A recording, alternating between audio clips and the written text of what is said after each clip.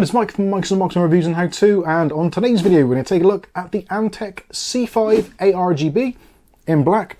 This one here, and it's got the ARGB name because it comes with a ton of fans. It doesn't come with 1, 2, 3 or 4 fans, it comes with 7. Yes, you heard right, it comes with 7 included ARGB fans, 6 of which are in the reverse airflow, which is 3 on the bottom, blowing air into the chassis, and there's also 3 on the side, also blowing air into the chassis. And with all that air input, obviously you're going to need something to exhaust it all, so they've conveniently put a 120mm fan in the back, which is in the traditional orientation and is exhausting air out the back of the case. And if you're thinking, wow, that's pretty impressive, well, they even include a handy 8-way PWM and ARGB fan hub in the basement of the case. So yeah, pretty good stuff all round. Unfortunately, there is also an RGB strip at the front, so that means straight out of the box, all of the addressable RGB headers actually on the hub are used up. So they don't support daisy chaining, so yeah, that might be an issue for some of you who love your RGB and you want to add a little bit more. You might need to look for extra ports on your motherboard, or perhaps another splitter, which adds to all the kerfuffle going in the back of the PC. Overall though, I think this is a really nice case. So it's ATX format supported, supports both the normal traditional motherboards, so front-facing connections, and also some of the new modern rear-facing ones. And all of those sections are cut out at the back, so if you are using a rear connect motherboard, you're more than welcome to do so. So either way, absolutely fine. Supports ATX, micro ATX, and ITX motherboards if you would want to put one in. I don't think you would, but you can do if you wanted to. Okay, so before we get too far into this, I should say a massive shout out and thank you to the wonderful Colin Hilton. He actually purchased this case for us for review purposes, and for us to do whatever we see fit with after, so be interested to see what happens to this. We will be doing in this video a kind of unboxing and teardown and go through all the features. We will also be doing a live stream, so we'll go through this, and if you've got any comments or questions, you're more than welcome to ask those during the live stream. So if there's anything I don't cover in this, you can ask then. And also we will also be doing a build in this as well, also in a live stream. So if you want to see how that goes, then make sure you stay subscribed to the channel, and you click on the little ding-ling button so you get all the notifications when videos are released.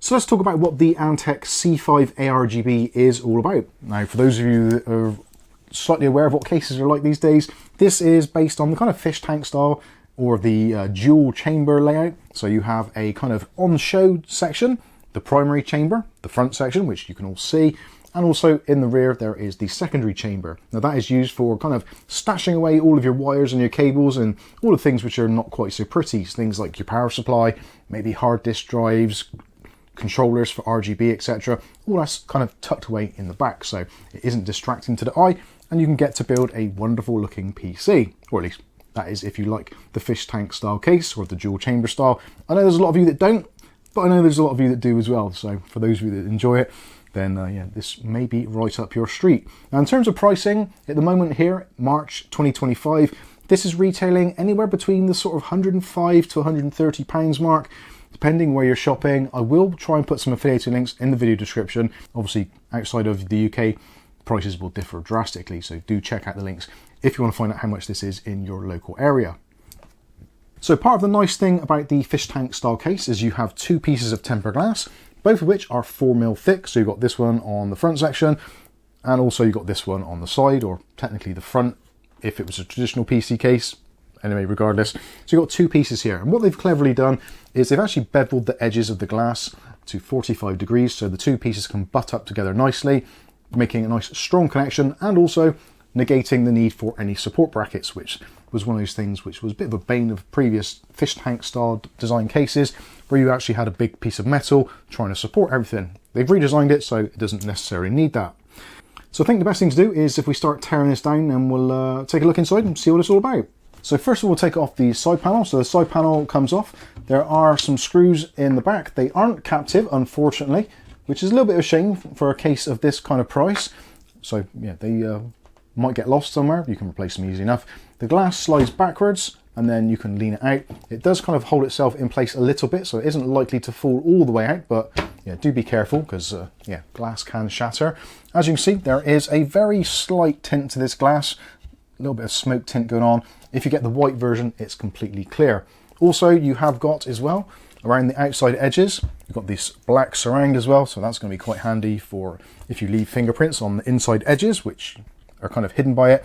You're not going to see them, you're not going to have to spend all your time cleaning glass. In order to take the side panel or front panel, whichever you want to call it, off, same sort of deal, so you can just pull that off. It is held on with just kind of pop pins.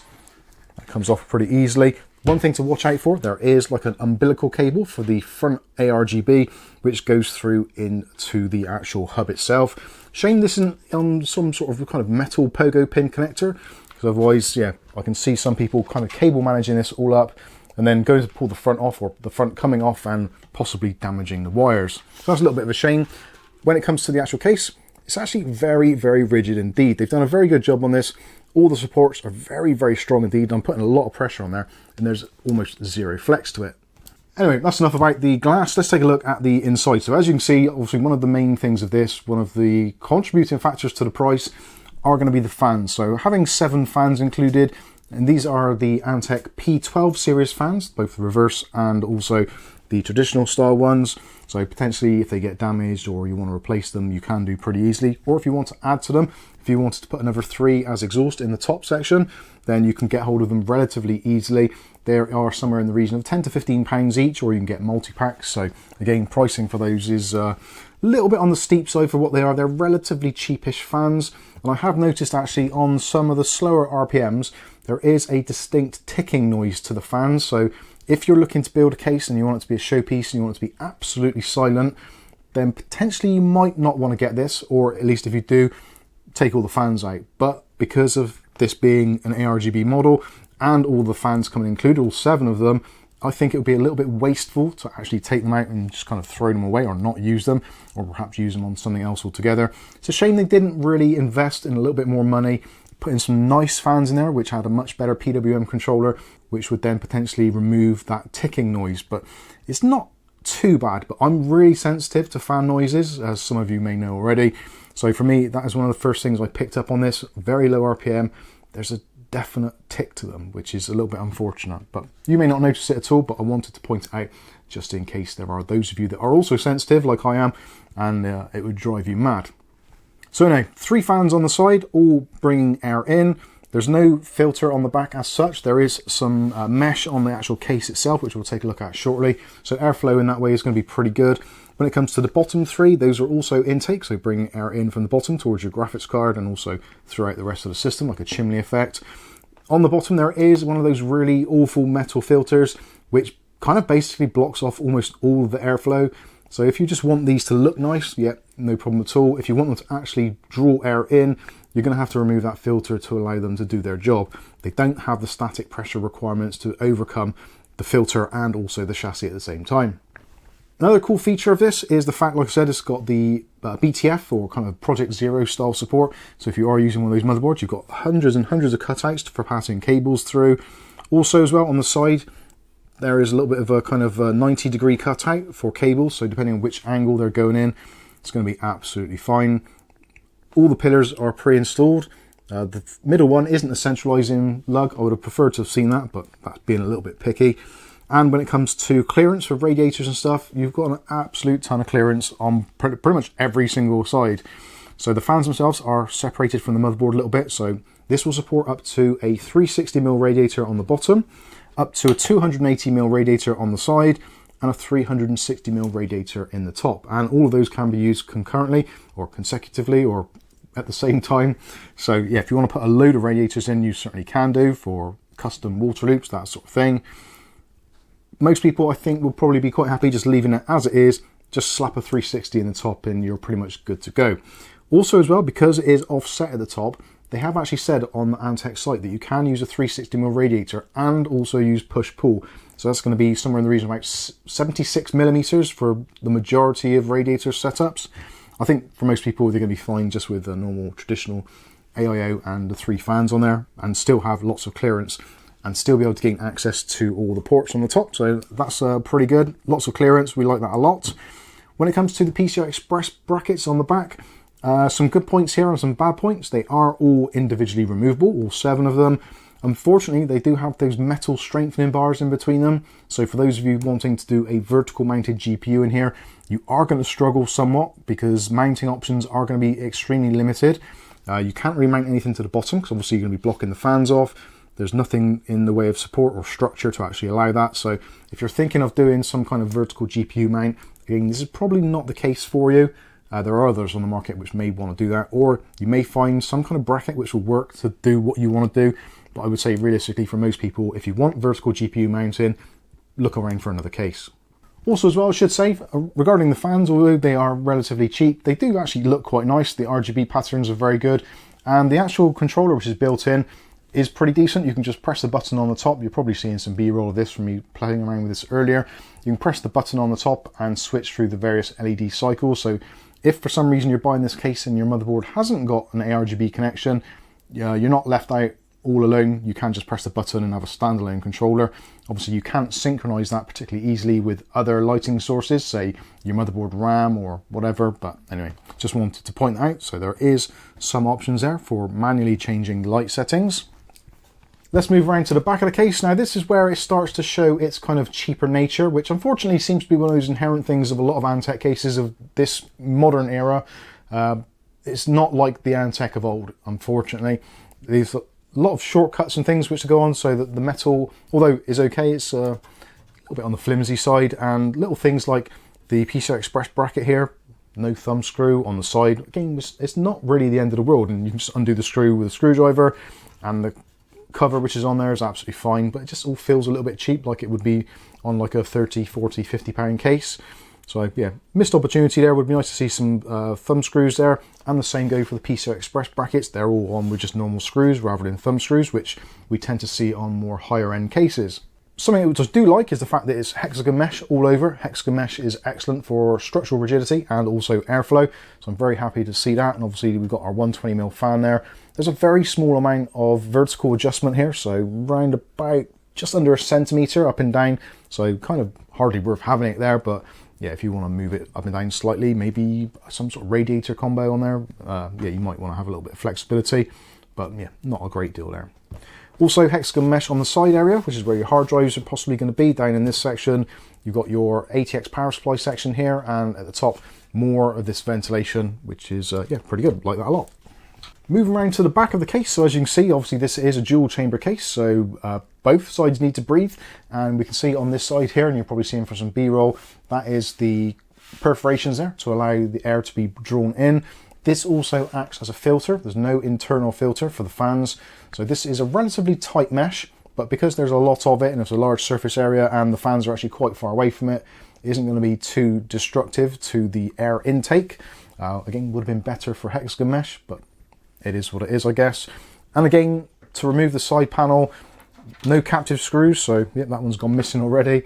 And when you undo the second screw, there's a tendency for the case to kind of pop out. It's again, it's a little bit sort of on the flimsy side. You can see the mesh there. It's relatively good mesh, and there's a lot of it, so that is okay. Again, I would have liked to have seen a slightly more porous or open style mesh on there. Taking a look inside the back of the case, so you can see there's a lot going on here. So this is kind of like the messy side, and messy it will be from the factory. You've got 7 fans in there, plus the RGB on the front, so you've got this cable running along as well inside. So that's going to give you 14 cables plus one that needs to be managed straight away. That's before we even look at front I/O. And actually, when I started doing this review, I actually cable tied up all of the cables just to try and make it nice and neat and tidy. And I actually went through just under 60 small cable ties to try and keep all the cables nice and managed together. It would have been nice to have seen the cables having some sort of sleeving for the ARGB and the PWM, so each cable only has 1 cable rather than 2, just to minimize the kind of the rat's nest, which inevitably is going to happen when you have that sort of amount of fans. Again, if you wanted to, you could take out the fans and use something like Thermaltake's magnetic fans, or any of the brands where they kind of all lock together. In some instances that would be obviously beneficial for cable management, and also would free up some of the ports on the RGB hub, which is down here in the bottom, which you're probably seeing for some B-roll, because I've had to kind of put it all back together. And also this section here is for storing hard drives, so you can put 2 2.5-inch drives on the front section, or you can mount a 3.5-inch drive in behind it. so that's pretty good. Or if it's getting in the way and you need a bit more room down there, 4 screws, take that out and you can just remove it and leave it out. You don't need to use it. It doesn't provide any structural rigidity at all. Other things, obviously, the fans, this is all quite open as well, so there's no real metal structures here blocking the fans too much. Although if you do decide to swap those out for maybe 2 1/4s or a 280mm AIO, it is going to kind of encroach into some of this metal area, restricting some of your airflow, but it's not going to be too bad. There's loads of tie down points, and I've bunched the cables up here together. And speaking of which, let's have a quick look at the cabling and see what we've got going on here. So one of the cables goes into the hub, so that is repurposing what is effectively a reset switch. It says reset switch on the connection, but it's actually an LED switch on the top of the case, which we'll take a look at shortly. On the front panel connectivity, you've got a USB Type C, so that's USB 3.2x2, so up to 10 gigabits per second. That's kind of nice. You've also got the Type A connections, so there's going to be 5 gigabit per second. You've got 2 of those. And then you've got your normal front panel connections, so you've got your power switch, you've got your hard drive LED and power LED. No reset, because obviously it's been repurposed. If you wanted to, you could actually reuse that reset switch, and obviously forget about the hub section. That is entirely up to you. And also we have got, unfortunately, the HD audio connector with a little bit of that Fisher Price wiring on show, which again, if you're using a rear connect motherboard, it's going to be connected up in the back. You're never going to see it. But if it's in the front, because the motherboard is raised up a little bit over the fans, it is going to be visible, so a Sharpie or something would be fine to just cover that up. But it's a shame to see that this kind of level of price case still is using the kind of ketchup and mustard cabling, rather than all being nicely blacked out, as it is with all the other cables. When it comes to the hub, again, I haven't mentioned this already, but the hub is powered, so it does require a SATA connection, which is down here, and it also has a pass-through for PWM and ARGB, so you can hook those up to your motherboard into single headers, and then that distributes the signal into the 8 ports on the included hub. Next, we'll take a look at the bottom section. So on the bottom, nothing too out of the ordinary here, so all solid here, which is kind of expected. And this section here is the magnetic filters. These are basically kind of rubbish, useless. I would just throw that away or just leave it in the box. This is nice hexagonal mesh on the bottom, so that's excellent for airflow. And of course, like I said previously, with these magnetic mesh filters, they've got such a fine porous nature to them. As soon as you put them over the top of the hexagons, it just reduces the amount of possible airflow dramatically. And the fans just purely and simply don't have the static pressure to overcome that kind of restriction. So it's fine if you haven't got a particularly hot running PC, but if you want nice low temps and you want decent airflow, these are very, very restrictive, so try not to use them, and if you really don't have to. When it comes to airflow, because those are on the bottom, as we've kind of already established, dust isn't likely to get in the bottom. I've done this with a number of cases these days with the kind of fish tank style. Dust has to go down, then make a 90-degree turn, then make another 90-degree turn to get actually inside the case. So unless the fans are running at like 100%, it's extremely unlikely dust is going to do that unless they're very, very, very fine particles, which, yeah, potentially it will do, but it's still very unlikely. The dust is more likely to settle towards the bottom edge and not be lifted back up into the case. Talcum powder, stuff like that is probably going to get in there, but your normal household dust is going to be absolutely fine. Next, we'll take a look at the top section. So top section, this is another one of those weird things which I don't quite understand the design logic behind it. Clearly there is one, but the case itself has got this really big filter, which again is that horrible porous mesh, which I don't like at all. You have got a nice hexagon mesh there, and also again, like I said, 360s, 280s. If you're just doing fans, you can do 2 140s, 3 120s, that kind of stuff. But this bit here is kind of forgotten about. So this is part of the secondary chamber. So to me, it would have made more sense to have this kind of section carried on to there in having a smaller filter on the top, because it just gives you the idea that there's a larger surface area, which there isn't.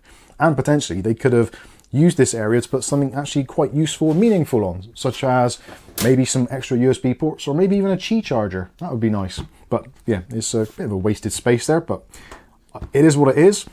When it comes to the connectivity, so you've got the power button, you've also got the 2 LEDs there, so one for hard drive activity, one for power. You've also got the LED switch, and also next to that you've got your USB Type A's. You've got 2 of those. Those are USB 3.0, headset and mic jack separately, and also then you've got your USB 3.2 by 2, so 10 gigabit per second on that USB Type-C. So there you go, there is a tour of the Antec C5 ARGB, and I've got to be honest with you, I've got mixed thoughts on it. It's a real shame, and I've said this in many reviews, especially regarding Antec themselves, this isn't the Antec of old.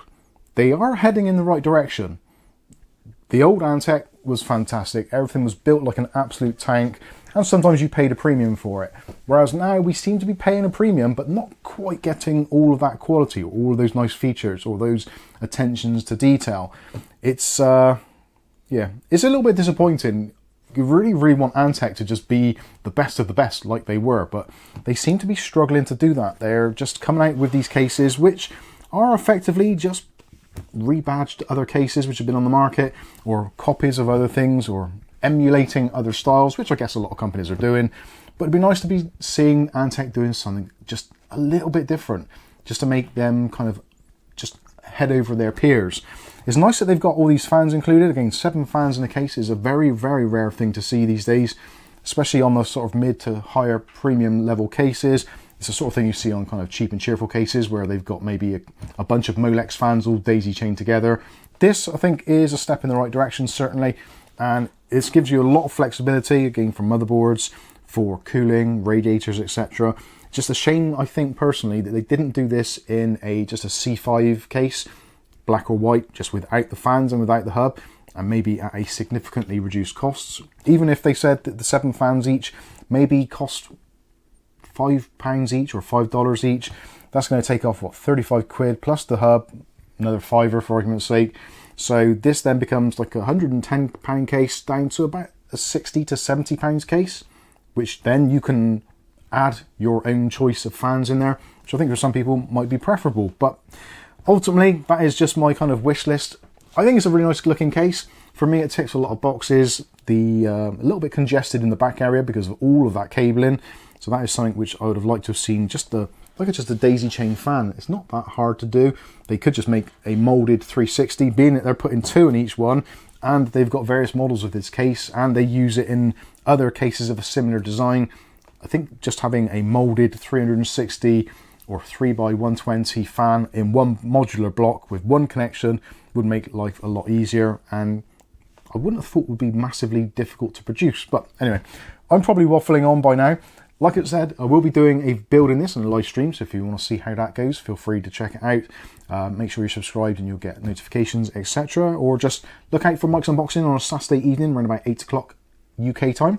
And we're generally streaming every Saturday, so do look out for that. But otherwise, let me know what you think about this case in the comments section. Have I been justified? Do you think Antec are kind of coming up to where they were, but they're just not quite there yet? Let me know what you think in the comment section. I'll be interested to hear your thoughts. Anyway, massive shout out again to Colin Hilton for providing us with this case. Much appreciated. And yeah, I think that's going to wrap things up. I've been Mike. This is Mike's Unboxing Reviews and How To. And hopefully we'll catch you in the very next video. Thanks for watching.